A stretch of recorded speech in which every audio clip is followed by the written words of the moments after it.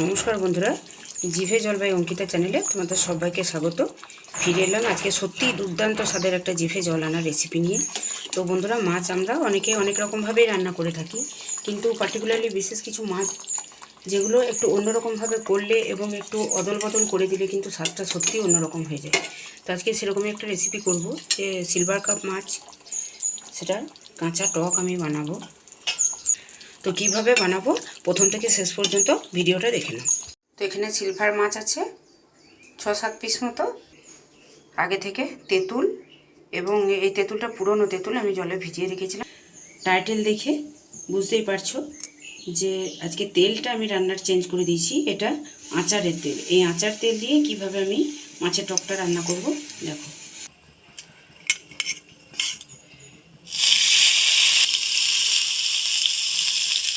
আচারের তেলটা দেওয়ার পরে দিয়ে দেবো তেঁতুলগুলোর রঙটা।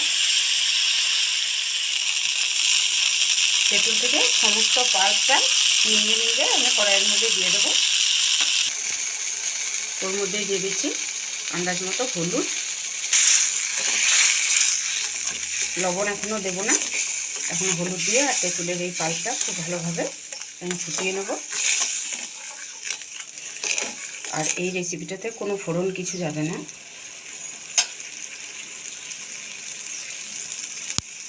এর মধ্যে দিয়ে দিচ্ছি সিলভার কাপ মাছ। মাছটা কিন্তু দেখো বন্ধুরা, না কোনো লবণ হলুদ মাখানো, জাস্ট কাঁচা মাছ ওপর থেকে আমি টকের মধ্যে দিয়ে দেব।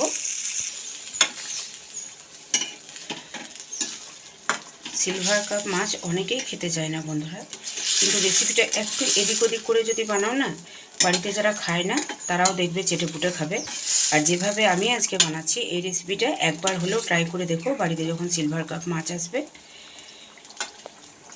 ওদিকে টকটা যতক্ষণে ফুটছে ততক্ষণে এদিকে পাশের গ্যাসে একটা প্যান বসিয়ে আমি ওর মধ্যে কিছু মেথি দিয়ে দিচ্ছি। হালকা একটু যেই সুগন্ধ বেরিয়ে আসবে অমনি ফ্লেমটা অফ করে দেবো। টকটা খুব ভালোভাবে ফুটে উঠেছে, মাছগুলো একদম খুব ভালো সেদ্ধ হয়ে গেছে বন্ধুরা। এখন এই সময় দিয়ে দেবো যে মেথি আমি ড্রাই রোস্ট করে মিক্সির মধ্যে গুঁড়ো করে রেখেছিলাম, সেই মেথি গুঁড়োটা দিয়ে দেবো।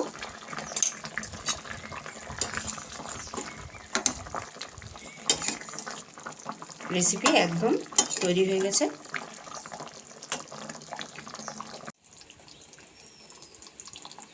তো দেখলে কেমনভাবে আমি আজকে সিলভার কাপ মাছটা বানালাম। তো তোমরাও এইভাবে বানাও এবং অবশ্যই আমাকে কমেন্ট করতে ভুলো না।